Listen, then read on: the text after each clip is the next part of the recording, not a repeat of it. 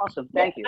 I'm the host, Michelle Padilla, and I have Jackie as my co-host, and we have Hello. Elliot today, and we're gonna Hello. learn a Nice little. to meet you.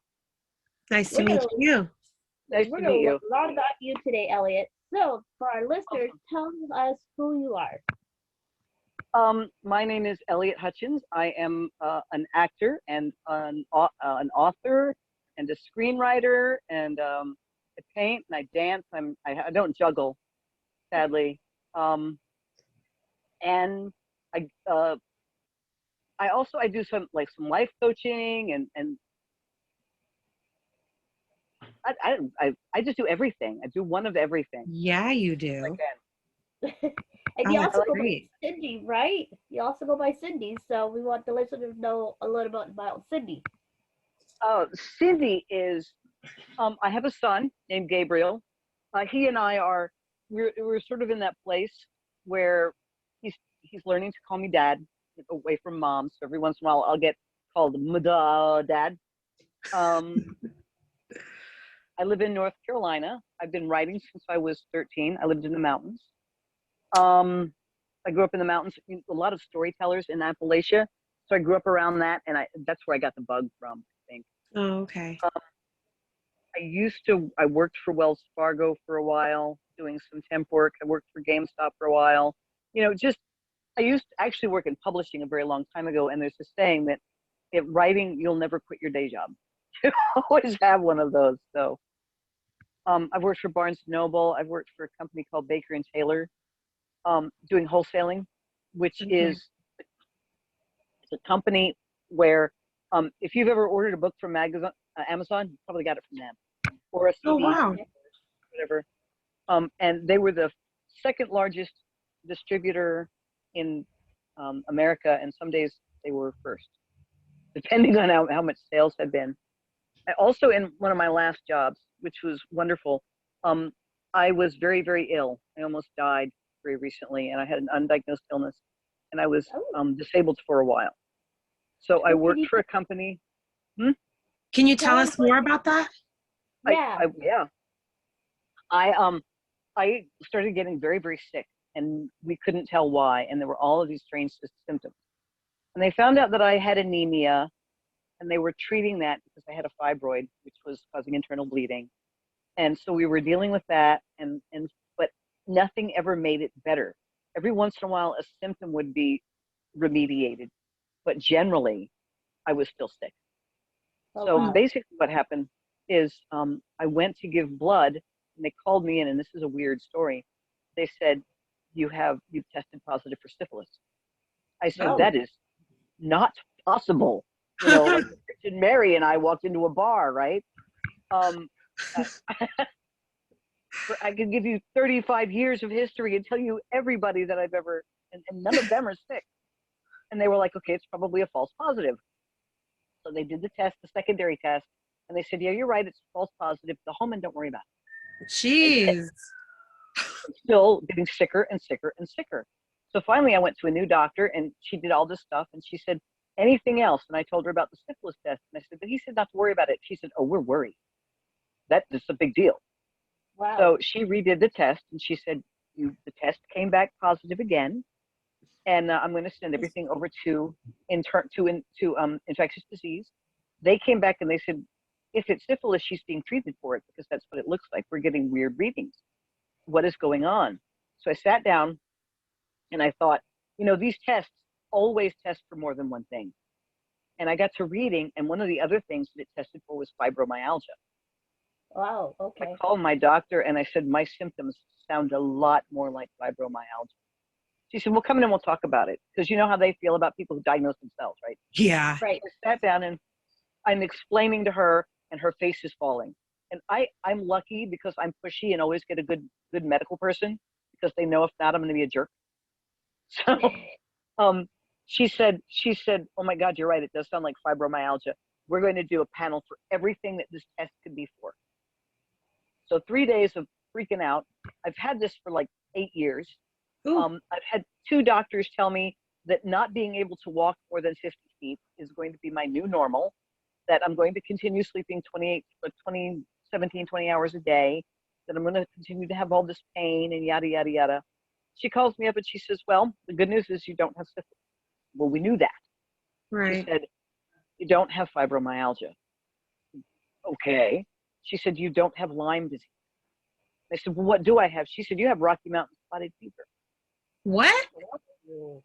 It's a disease. Sorry. I know, right? I'm like, it's a disease that you get from tick bites. It's a lot like Lyme disease, except a 2-week course of doxycycline cures it, and you can never get it again. Oh my God. Wow. Complete immunity. And I was thinking, what a silly thing. So I went and looked it up. Undiagnosed, it's 85% fatal. Wow. And I was like, someone died, you know. Can you And I can you repeat that name one more time? called Rocky Mountain Spotted Fever, or Rocky. RMSF, Rocky Mountain Spotted Fever. It Wow. comes from deer ticks, and you get bitten by a tick, and if they stay on you for more than 24 hours, basically they inject this parasite into you. Ugh. Wow. Jeez. I'm And glad you're okay. Jeez. I am too, because it scared me to death.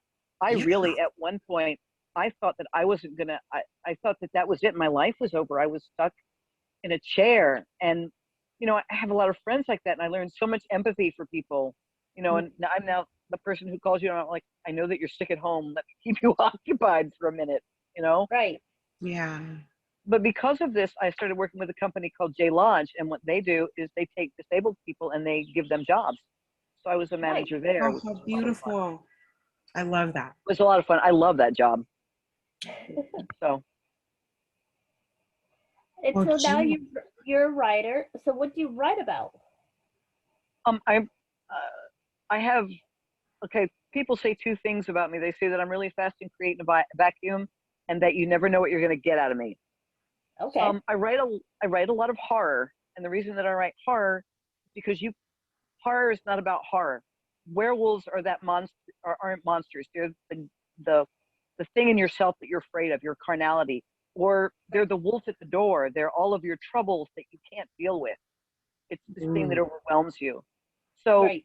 there's a really great archetypical sort of line that you can talk about. You can talk about a lot of subconscious processes, and more than any other form of writing for me, it's subconscious, and it's sort of subliminal, and it's sort of dreamlike, and I can address things.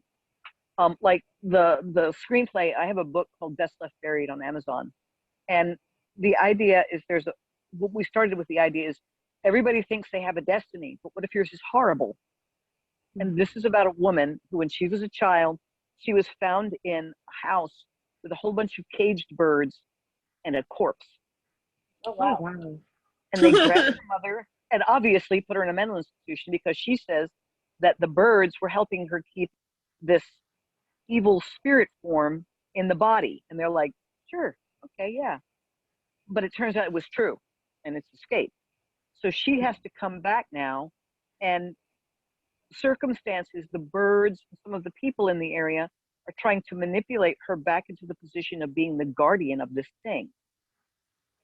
But what it's about is really, once I finished it and started reading it, it's about oppression. It's about the sort of oppressions that people, and specifically female oppression. One of the main characteristics of the main writer is she's a doctor. She's an ornithologist, and she has a PhD. But everybody keeps calling her Miss, and she keeps correcting them. It's doctor. Yeah. That's a subtle thing that people do. You Yeah. know, oh, Right. I'm not a miss, I'm a doctor. I earned that. They did it to Jill Biden recently. You know? Really? Oh yeah. There was an op-ed in the Wall Street Journal, and this guy was just not only a jerk, he was disrespectful. He started it with, Jill, honey, baby, now that you're the first lady, maybe you should drop the doctor thing and stop being so pretentious. It's not like you went to med school. Oh my gosh. What? Yeah. Yeah. This is a newspaper that should know better. This is, I think it was Right. quote. How could you do You that? worked so hard for that. You Right. earned it. Yes. Jeez. And so that's what Respect. there are, all of these little oppressions in there. I talk about religious oppression. There is a snake handler in here, a guy who does snake handling. He's a preacher, and he wants her to take over this so that he can control her, so that he can control it. And it's about the way that that does. One of my favorite lines out of the whole book too is the mother's ghost comes back and looks at the minister and he says, "You're not going to like heaven very much." And he says, "Why not? If everybody's happy there." Ah. And there's also an aspect of the main character is biracial. Her parents were dating in the 70s when it was just not done in the South. Ooh, So there's that. We talk about all different levels of oppression. And finally, the oppression of duty that we have on our lives. We all have obligations that we have to fulfill. These can be oppressive. You know, you have to be mom. It's like right now I'm at a place in my life where I love my son, but he's 19 and I want him to get his own place. You know? Right. that's normal. It's not that I don't want him around. It's not that I don't love him and I don't want him here. It's that there comes a point where I get to go have fun. Yeah, You know? Right. that's right. But it's an obligation, and it's an obligation that I'll fulfill because I do love my son very much. He's brilliant and he's funny and he's smart and he's wonderful. And he needs to get a job. Yeah, Yeah. help out a little bit, learn that part of thing. Absolutely. And it doesn't help. He's autistic. He has Asperger's syndrome. So Oh. he's a little bit socially behind. And I like to think that he's high functioning, but I don't think he is. I think that's just mom. You know, no, he's not mid-range functioning. He's high functioning. No, he's okay. Yeah, okay. But he's brilliant. So this kid, my favorite story, the story I've been telling over and over about him recently is we were watching Alton Brown, and he loves to cook. And we're doing the Alton Brown thing, and Alton's going on and on about the perfect French omelet and how it's the measure of a chef. My 8-year-old gets up, goes in the kitchen, and comes back 10 minutes later with a perfect French omelet. Wow. Wow. Not too hard. Now, here's the contrary story. Here's the other story. He comes in the other day, and he asks me if I want a taco salad, and I'm like, that would be wonderful. He comes back with a scoop of taco meat with 4 pieces of tomato on top of it. It's taco salad. There's no taco salad. That's not even tomato salad, okay? Oh, wow. So you guys are all together right now? Yes. That's Well, partially for quarantine. I live with my father and my son, and my father is 80 and my son is 19. So, Oh, okay. you know, I have both ends of the spectrum. I am trying to go back to California right now and find a place for everybody to light so that everybody can find their happiness.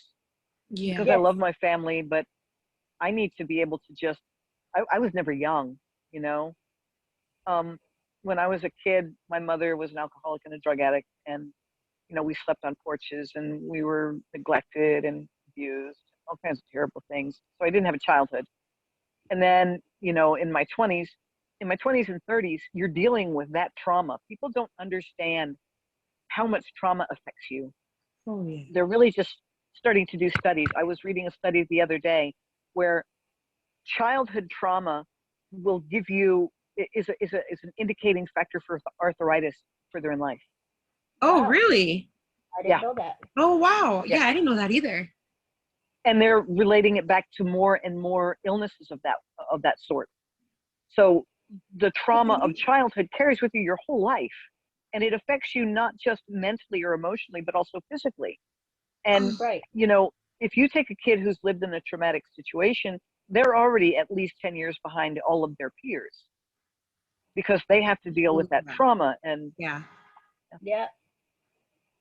Okay. Wow. I can understand So that. how does your dad feel about you being a trans man? How does he like it? I mean, does he respect you? Does he? my father is a trumper, like a Okay. real dyed in the wool, except when it comes to me. It's really funny because I wasn't going to come out to him. I wasn't going to have the conversation. I didn't want to hear stuff. So finally, we had the conversation in an argument. He said something that made me like, I don't know, so angry. And I just went off and I was like, you know what? I don't want to talk about Trump anymore. I don't want to do this, this, and this. And in the middle of it, I said, as it turns out, I'm a trans man. And I'm sick of listening to you talk about queers because I'm a queer. So if you want to, you can go off and be embarrassed about your daughter. And also in the middle of the argument, I realized you can't just yell at somebody. You have to tell them both sides. So I told him that I loved him and that I respected him, and enumerated some of the things that I found amazing and wonderful about him. And so he just sort of accepted it. But then a couple of days later, I'm talking to him. I'm not really sure he knows what trans means. So that's why he's accepting it so well. He's You just like, tried, okay.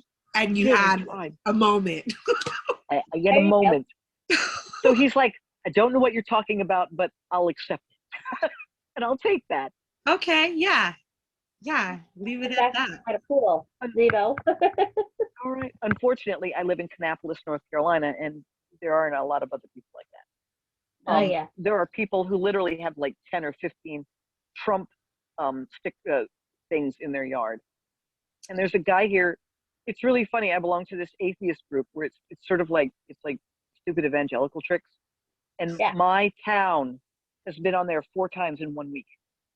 Oh, wow.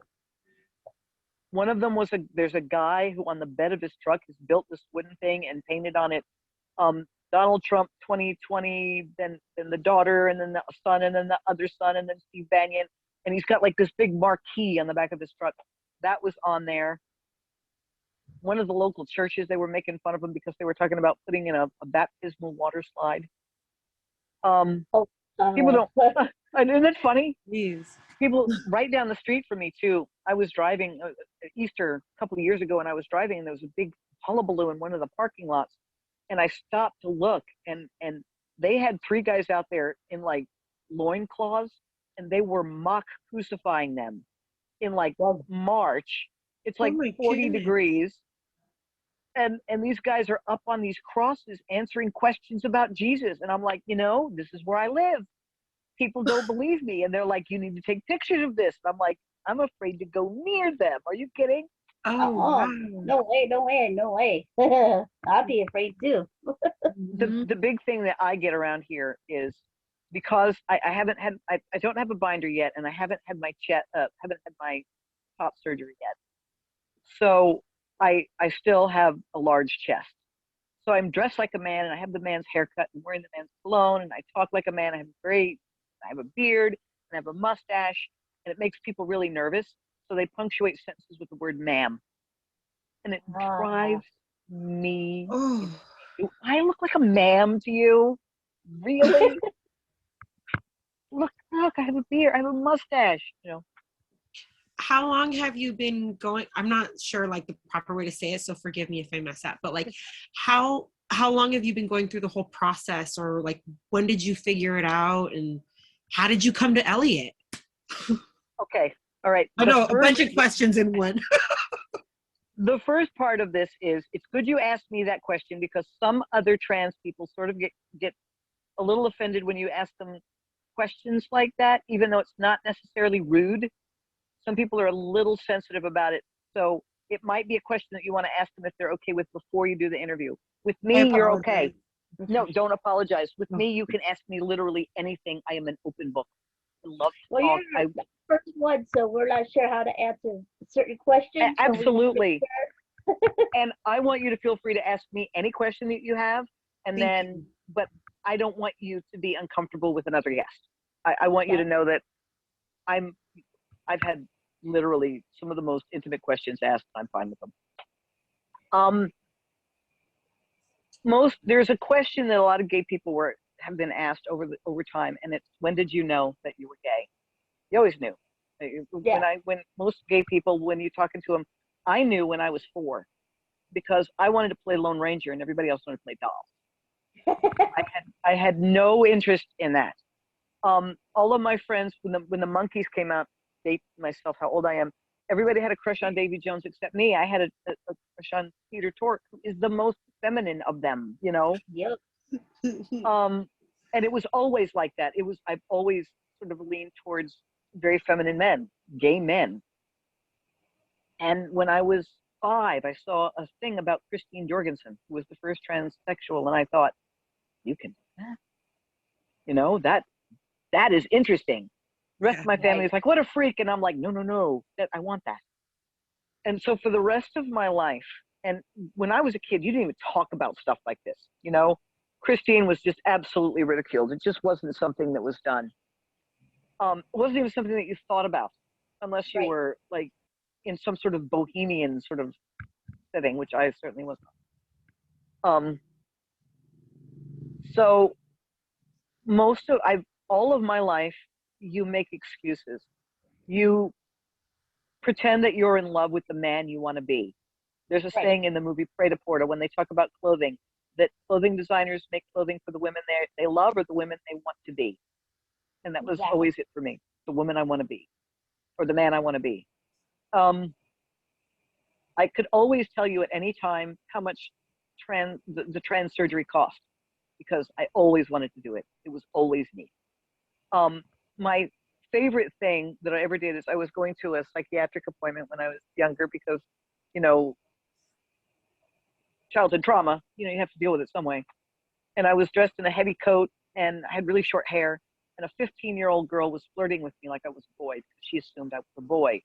And I was flattered because not only did she think I was a boy, but it was a 15-year-old girl and they're really shallow. So she thought I was a cute boy, you know? Nice. Yeah. And really it was very recent. I went through, on top of being sick, because most people, if you've never been sick, you don't understand what it's like.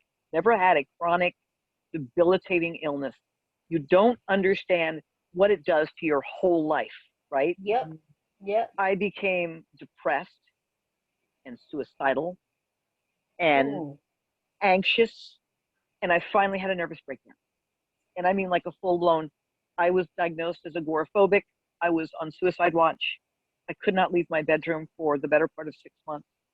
I was on Klonopin and Celexa, Wow. and of course Tramadol for pain. So I was a zombie. I'm talking to my therapist, you know, twice a week, and there's people who are calling me, going, "Are you alive? Are you still alive?" And I'm like, thinking I'm in this body that's never going to move, and my doctor's telling me that my new normal is going to be a wheelchair, and you know, I'm not ever going to be able to do the things I love anymore. And having a nervous breakdown is like you're walking along and you're holding everything that you own in your arms. Wow. And then you fall and you drop it. And it just all goes everywhere. And most people, while in their healing process, what they do is they try to pick it all back up. But Right. I didn't do that because I've done a lot of peer counseling. I was a peer support specialist. I've worked in that area some. So it occurred to me I didn't have to pick it all up. I could decide what I wanted to pick up. And there's a lot of stuff. I realized 75% of the stuff I carried wasn't mine. It was stuff that other people had given me, and then it didn't work for me, and then it didn't serve me anymore. You know. So I picked up a little bit of stuff. I decided to pick up my kindness and my compassion and my creativity and leave the rest of it on the floor. Leave the the self-hatred and the loathing and all of that stuff, and pick out traits in other people and in the world that I wanted. Right. And from that point of introspection, I've built this person that I really like. And after a year of being that person and being actually healthy for the first of my life, not just physically, but mentally and spiritually and emotionally healthy, I got up one day and I sat down on my bed and I thought to myself, you know, my whole life, I've told people that I'm a male spirit in a female body. And that, you know, I must have been a man in my past life and reincarnated as a woman this time, and I'm not used to it. And the truth is, Right. I'm just transgendered. Stop lying. Stop making excuses. Stop beating around the bush. And I got up and I threw out 8 bags of women's clothing because I tried really hard to be a girl. I didn't throw it away. I found a friend. That was fun. That was so divesting. I picked up all of my stuff and I put it in bags and I went over to a friend's house because she and her daughters were about my size. And I had some nice clothing. I'm going to be a great boyfriend for somebody. I love it. I know jewelry, I know clothing, I know makeup, I can do hairstyles, you know. I'm sensitive. I It must understand be a what lot of fun. fine means. So I took it all over there and I gave it to her, and she was like, "Oh, I could wear this." And her daughter's like, "Yoink, that's mine. Yoink, it's mine." So it was a lot of fun watching them be happy with stuff that I just hated. When I got my haircut, when I got it's amazing because I think because I came out so much older, there are things that you learn if you're smart as you grow that serve you very well when you find your truth. And one Right. of them was my huskies are coming back in the room. It could be chaotic in a minute, so I will just beat them. No, I won't beat them. They're so spoiled. It's ridiculous. They're like Don't worry. velociraptors, though. Three dogs, so I have I know how. No. I have 2 velociraptors in my house. Um, what was I saying? Oh, I went and got my hair cut, and I learned all of this stuff, and I only included people in my life that I knew were going to be, that were my tribe. I had found my tribe. I had gotten rid of all the people who weren't my tribe. I had arrived at that point where you're 50 years old and you go, I really don't care what other people think. I just Yep. don't anymore. Beautiful. I don't need their approval because I'm not trying to get laid anymore. you know, I'm looking for more than that. I'm not trying to be pretty anymore. And so when I came out, everybody was like, "Oh, that's awesome! That's wonderful! Oh, it's fantastic! It's terrific! Oh, we've known for years, and we're so glad." I also had a lot of gay people in my circle, so that was good. I went and I got my hair cut, and I was worried about it because this is the first stranger I'd told. So I sat down in the chair and I said, "I want this haircut, this haircut." And she said, "Okay, that's a really nice haircut." And I said, "It's a guy's haircut." She said, "Haircuts don't have gender." I said, "This is my first haircut as a man, a transgendered man." She said, "That is a very masculine haircut." She cut my hair and she told me the story about how her brother was dating a transgender girl.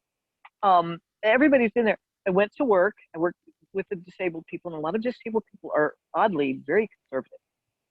So I'm in this very conservative place, and I told my boss, I said, "Look, I'm transitioning, and I'm going to change my name to Elliot, and my voice is going to get deeper because I'm taking testosterone.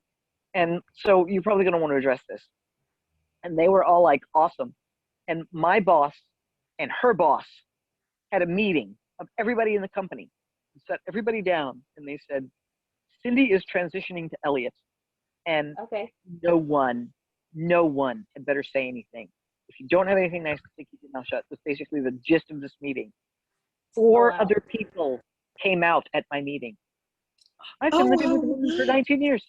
Yeah. Oh, Nice. wow. Yeah. Well, guys, It was just let me know that we have That's 10 minutes awesome. left. So 2 minutes. 10 minutes left. So Okay. Elliot, we want You want to hear connect where the Elliot came from? Yeah, where did Elliot come from? real quick. This will be quick. I love poetry and I love T.S. Eliot, Eliot, right? Spelled that way. And he did a poem called Ash Wednesday, which is about transfiguration, about changing from one state into another. So my name is Elliot Ashton. Nice. I like that. I like And that. real Thank you so quick, much for sharing that.